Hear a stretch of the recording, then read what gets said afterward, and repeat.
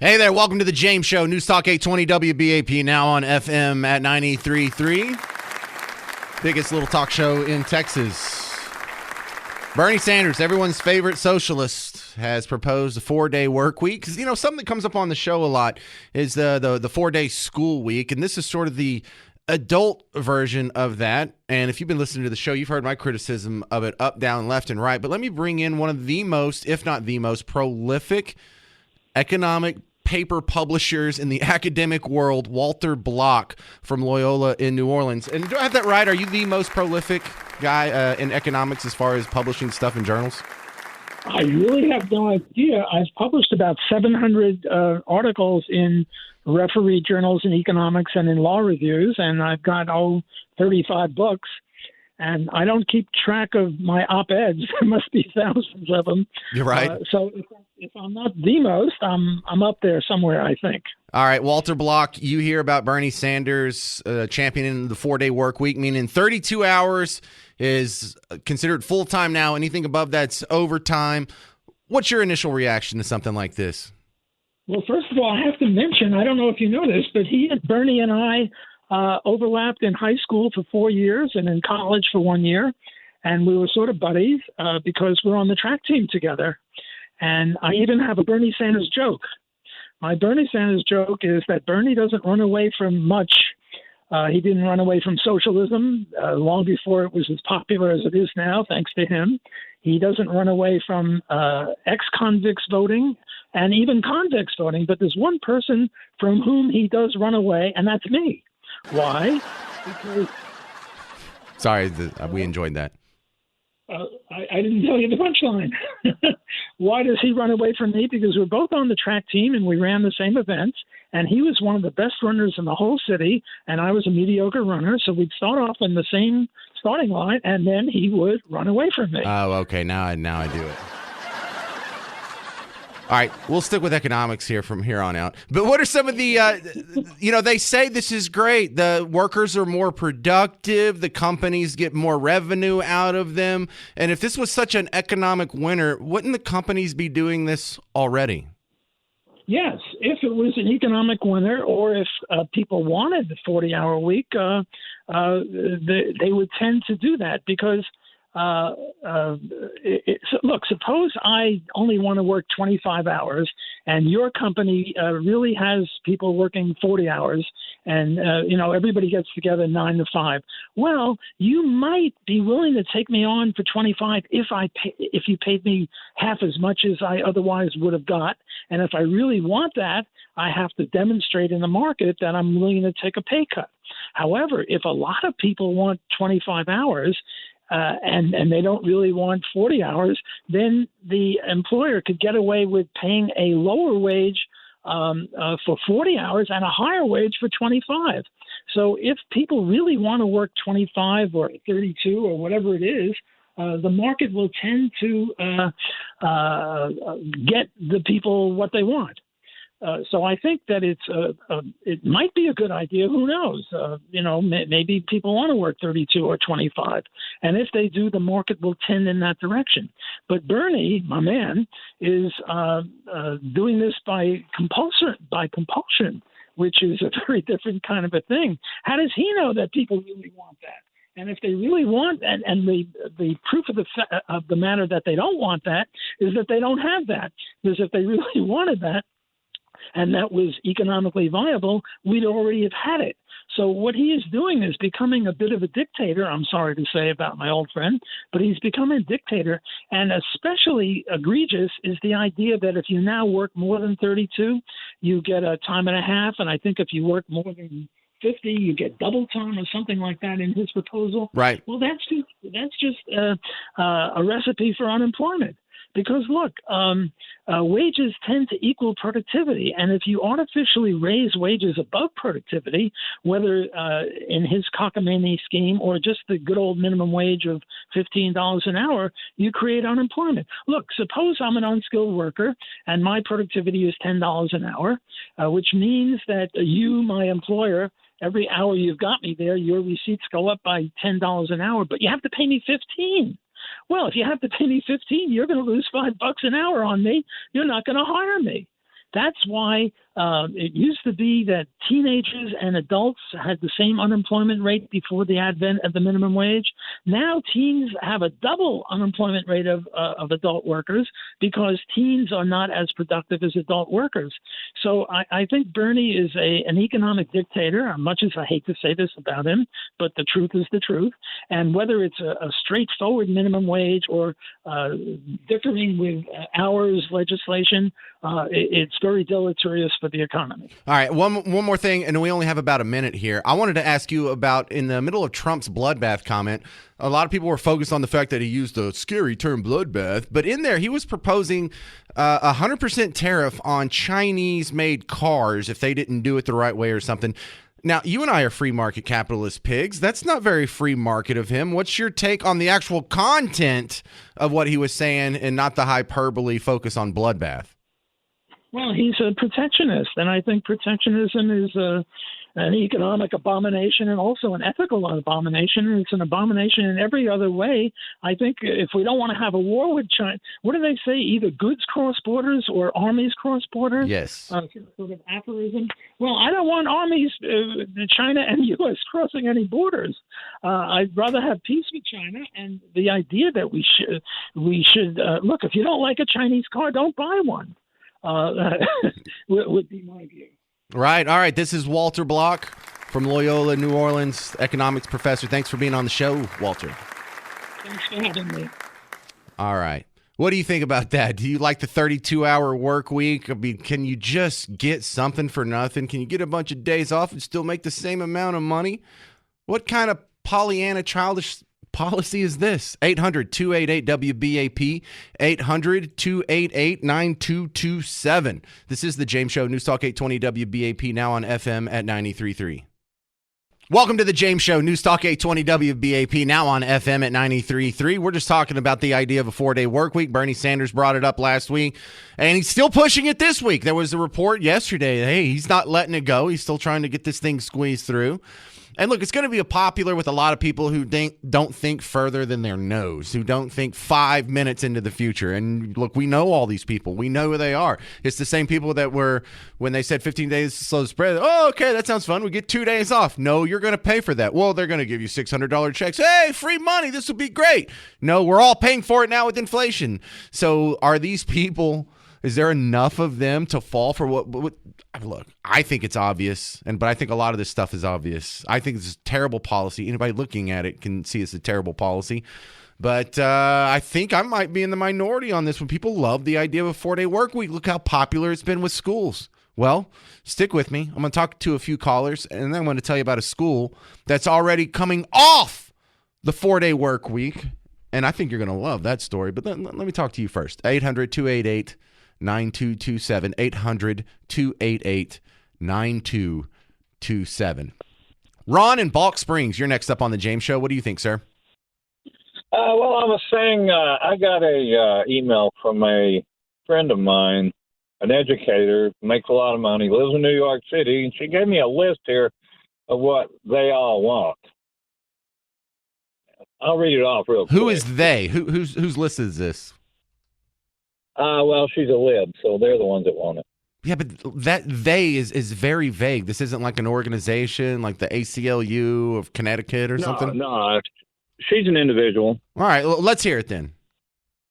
Okay, here we go. She wants totally free health care, free daycare, free university education, free transportation for everybody, 16 weeks of paid family leave.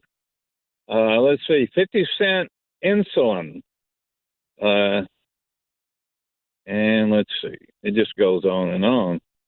Yeah, so she wants to live. This is always the allure of socialism and socialists is this myth, this idea. Well, I guess it's not a myth to them that you can live at someone else's expense. You can live by taking, by force, resources created by a third party with or without their consent. They're not asking for private charity. They're not asking for it to be given to you. They're asking for it to be taken from other people and provided to you. You know, they use the free healthcare. Well, are the doctors working for free? No, somebody's paying for it. They don't mean free healthcare. They mean taxpayer-funded healthcare. And they don't ever mean that their taxes. They mean other people, rich people. We got to get them to pay their fair share. They never want to raise their own taxes. So this is childish. This is what a 7-year-old would believe in. Hey, 7-year-old, would you like to have free transportation? Yeah, that sounds great. Well, you know where else? Yeah. Look, where else you have free food and free healthcare and free education and free housing and all this good stuff? It's called prison. That's where you have all this free stuff. And these are not the paths, the institutions of a free people. These are the wages of slavery.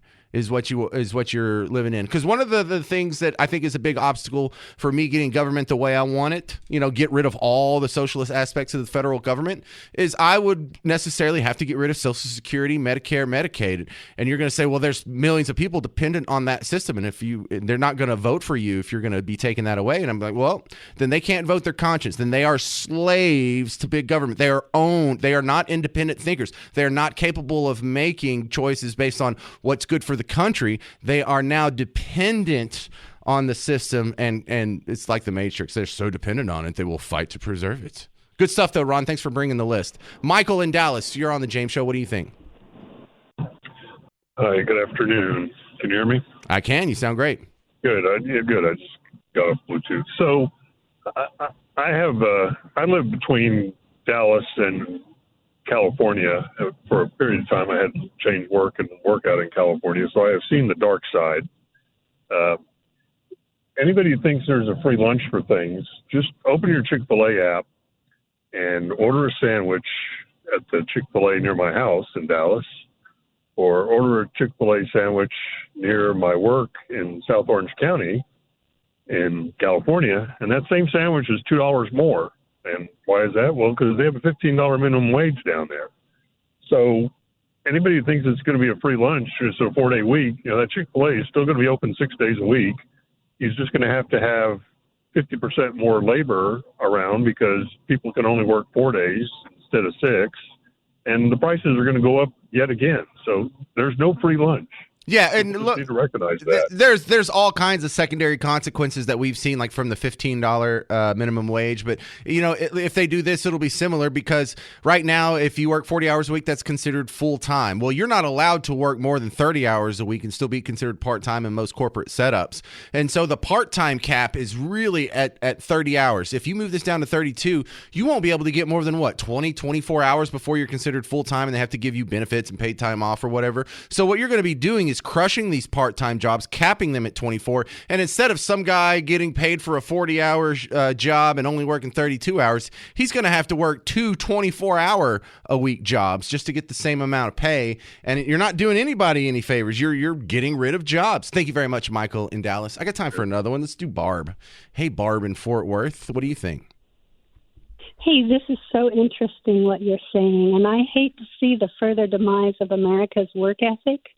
And I know life is better with a work-life balance, but when Bernie said the billionaires are getting richer, he's failing to recognize all the small and medium-sized businesses who are open 5 days a week and need manning 5 days a week.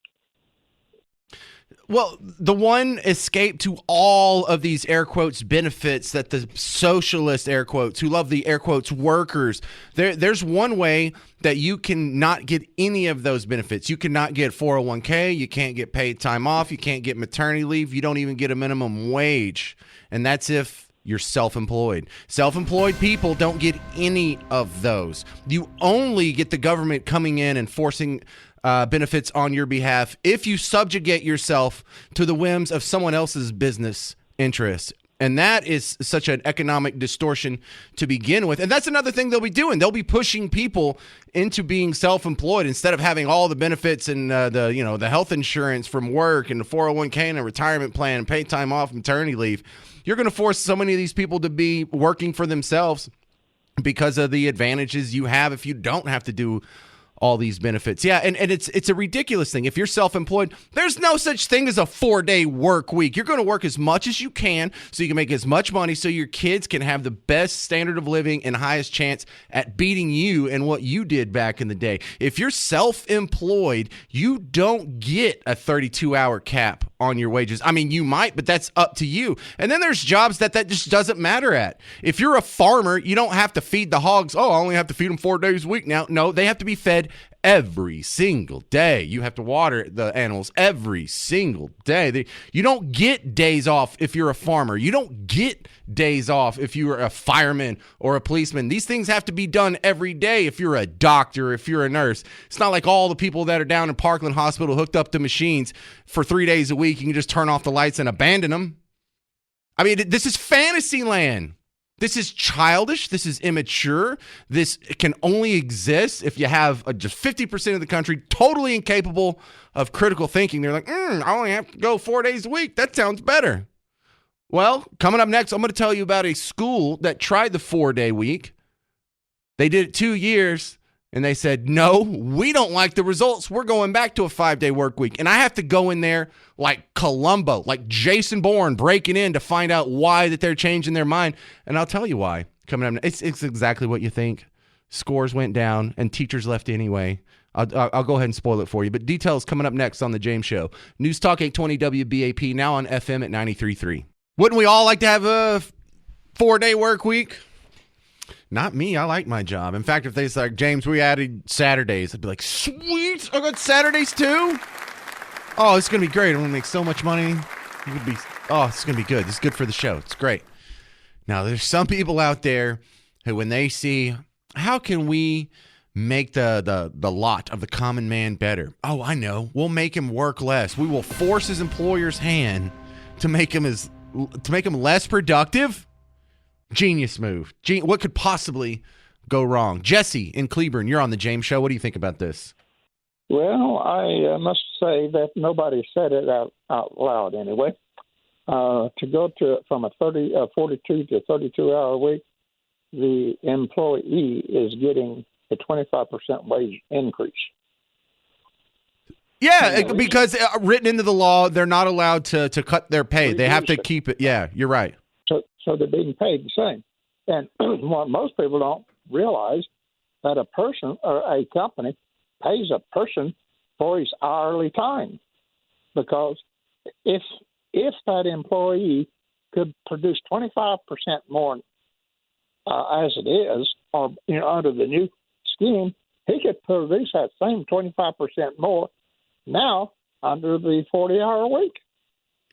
Yeah, I think the thought process is behind Bernie Sanders and people who think like him is the people that own the restaurant or own the store or own the business that employs the guy has this giant stack of cash. They're making all these profits, and they're just mean people who won't share. And they would rather have these people live in substandard squalor rather than share. They'd rather have like a second house in Vail and get a new car and be toting their jet skis around with all their extra. But they think small business owners are making bazillions of dollars and they're just jerks and not sharing it with their employees. And this is Bernie Sanders coming in to make sure your jerk of a boss shares some of that money with you, because he lives in a big, awesome house and you live in them Midland scary apartments over off Greenville, and that's not fair.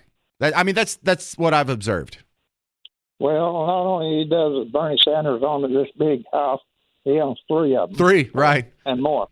Well, that's how Animal Farm ends, with the animals looking into the house and they can't tell the difference between the pigs and the humans anymore because they're speaking English, they're wearing clothes, they're sleeping in beds, they're walking upright. Yeah, that's how it goes. That's what history taught us. David in Hearst, you're on the James Show. What do you think? Hey, James. Hey, David. First time caller, long time listener. Oh, well, thank you. I appreciate that. My pleasure. I've enjoyed your show. I do want to bring up 2 points. One is on this 32-hour work week, what ludicrous thinking. I'm a 100% commission salesperson in the service industry, so I get paid for my time. So the more I work, the more I get paid. So it's kind of stupid to reduce that time. Yeah, I remember being a waiter. I didn't even count hours. It didn't matter, because 4-hour shift here, 8-hour shift there. I don't care. Am I getting the money shifts? Am I getting Friday and Saturday night? Am I getting Sunday brunch? Am I getting all the good stuff? Yeah, if you're a waiter, or if you're one of these blue collar people, you're going to work as much as possible. 32-hour work week means nothing to you. Absolutely, and I agree with your previous caller about small business owners. The thing about it, it's like Trump said in his case in New York. The tax laws are written for business owners, not for employees, and that's why they live the way they do, is because they can take advantage of those tax laws and deduct so much more that a W-2 wage earner cannot deduct. So there's benefits to living the way they live, but I will quickly say I don't know very many of them that's got a big stack full of money at the back of the house. So. Well, maybe some of them do, and maybe there is such thing as a guy who has a business who could easily share some of his wealth with his employees, but that doesn't count for all of them. That definitely doesn't make it the norm, and that totally discounts all the business owners. I know business owners who have gone months where they didn't make any money, but all their employees got paid. If you've ever worked at a restaurant when they had like a super slow month, and you do the math and you find out that the owner of the restaurant had to come out of pocket $13,000 that month to make sure all these people get paid, all these waiters and the legal immigrant cooks in the back. I'm sure some of them were legal, and the dishwasher and the vendors and the wine rep from Glazers. Everybody got paid but the owner, and that's not some sort of weird anomaly. That's kind of normal, especially when you're just getting off the ground. But that's the people who's going to hurt the most. You won't see the businesses that don't get started, that don't expand, that don't get off the ground from this. The invisible pain is what makes this so easily sold. No, you'll just get something for nothing. You'll get overtime. Absolutely. Overtime pay at 33 hours worth of work. Were you going to challenge me on Social Security too? Because that's what was in your notes. Yes, that is correct. My final point is that you said that Social Security Medicare is a socialist program. Mm-hmm. I've been working for a long time, and I get a pay stub, and it shows FICA and Medicare. I'm paying taxes. Part of my taxes go towards that. Now, the reason Social Security is not able to support itself is because of our brilliant elected leaders have raided that to pay other things. But the way it was originally set up was it was supposed to self-fund itself, because they've siphoned so much off of it. Now, it has become a quasi-socialist program. But I will say, in my 50-plus years of working, I kind of feel like I've paid my dues on Social Security and Medicare. Well, socialism, it's still a social program. It's still socialism. Just because you pay into it with your taxes doesn't make it not a social program. In fact, it makes it a social program. If this was paid for by private voluntary donations, then it wouldn't be a social program. But the fact that you pay taxes in it makes the case stronger that it's socialism. And it's not like it went into a separate account. That's not the way the world works. It goes into the trust fund. The trust fund's going to be spent down. We have to get rid of it. You're going to see in the next 5 years, when that trust fund runs out and they have to start dipping into the general fund for it, then this argument won't seem so silly right now. But I know, look, older people, you want to just hang on and believe Social Security will be there, and then maybe after you pass away, that'll all implode on your kids and grandkids and whatnot. I understand that too. You've been paying in it your whole life, and let them deal with the problem. But the problem's coming. And it is socialism. And I appreciate you calling, and I'm just kind of running out of time here. In fact, I'm a little over. I'll continue with your calls next. 800-288-9227. This is The James Show. News Talk 820 WBAP, now on FM at 93.3. Did I say something wrong? Sometimes when I look over at the phones and they're full, I'm like, uh-oh, what'd I say? No, we're talking about the 4-day work week and, some other auxiliary topics sort of connected to that. It's been proposed by Bernie Sanders. And look, the headline first came up last week, and then it persisted into this week. They're like, Bernie Sanders not giving up on his 4-day work week push. How dumb are people? Who really thinks this is a good idea? Look, and have you heard the shows I've done where they talked about the schools that are moving to a 4-day school week? Terrible idea. Just hot flaming garbage ideas. But they get passed. Well, I want to tell you about a school real quick, and I'll get to your calls just a second. I just want to show before I forget. There's schools that went out there and they did the 4-day week, and now they've already come back and change their mind. They changed their mind. Yeah, they changed their mind. We go to Jasper in Jasper, Texas. Sit down in East Texas. It's even further than Bug Tussle. It's past Hooterville, past all that, past Green Acres, past Petticoat Junction. Yes, that one too. So Jasper, 2 years ago, they went to a 4-day week. They just voted this week to go back to a 5-day work week. Well, you go look at the report online, and you go hear the report from the news outlet, the local news station, and they don't say why. They just said, well, they had a vote on it at the school board meeting, and they're going back to a 5-day week. So I go click around, and I finally find what was the deal, and I find on another local outlet there. Again, they didn't put it on the air, but when they're typing in the story under it, it turns out that the things that made them do the 4-day week, it would save a bunch of money. It would help us retain teachers. Well, they didn't really save any money. It was about the same, and it did not help them retain teachers. In fact, they lost teachers at the exact same clip that they did previous. But something else happened, and the only thing that should matter happened. Scores went down, and not by like an insignificant within the margin of error amount, significantly. And that is the only thing that should really matter. It failed. It doesn't matter if the parents like it or if the students like it. It is an inferior way to arrange your school day. You know, it's funny. If you're not getting the outcomes you want in school, how does going to less school accomplish that? Wouldn't you say, well, maybe we should, instead of getting out at 3, we should get out at 5 like normal people. Or maybe we should actually go to school during the summers. Or maybe we shouldn't have 180 days off during the school year. They have like 180 days off in the school year. I don't know if you knew that. All right, enough of that. What say you? 800-288-9227, 800-288-WBAP. Man, y'all been there a long time. Sorry about that. Chris in Arlington, you're on the James Show. What do you think? Hey, James. I was just wondering if I'm going to get paid a time and a half after 32 instead of after 40. Yeah, that's actually in the proposal, but if you're self-employed, that's a non-starter. I get paid what I get paid. There's no such thing as overtime in the self-employed world. No, because what I was going to say is if I get paid time and a half after 32, I'll sign up on the volunteer list for Friday and Saturdays. I know, right? And then I believe double time would start at 50 hours a week. Yeah. And I remember, this sounds crazy to some people, but I had weeks where I worked 80 hours. I worked 90 hours one week. It wasn't all at one job, but I've put in a 90-hour week before. You know how fat your pocket would be if all other things didn't change. But of course, they're going to have to ratchet down prices. And the funny thing is the way it's written into the Bernie Sanders proposal is current employees are not allowed to have their pay cut. But you know what they could do? They could just straight up fire them and hire someone else at the new lower rate. This is not going to go the way that they think it's going to go. There is not some way that you can just magically, thank you for calling, by the way, come up with all this extra time off and have there be no negative consequences. All this extra time off and production goes up and revenue goes up. And if it was a business winner, you wouldn't have to force people to do it. Greedy, evil, profit-seeking capitalist pigs would be doing it already.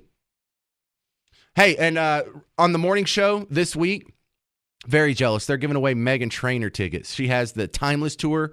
It's going to come to the Pavilion at Toyota Music Factory on October 12th. Tickets go on sale this Friday, 10 a.m. at Ticketmaster.com. Or listen to my friends on the WBAP Morning Show. They have a chance to win Meghan Trainor tickets all week. But you were going to listen anyway, so I'm just saying that as a formality. You listen every day anyway, right? Coming up next, my buddy Evan Sayet, author and comedian, is going to stop by and talk about all things political, SB4, Joe Biden's visit to Texas this week, and all that good stuff. Coming up on News Talk 820 WBAP, now on FM at 93.3.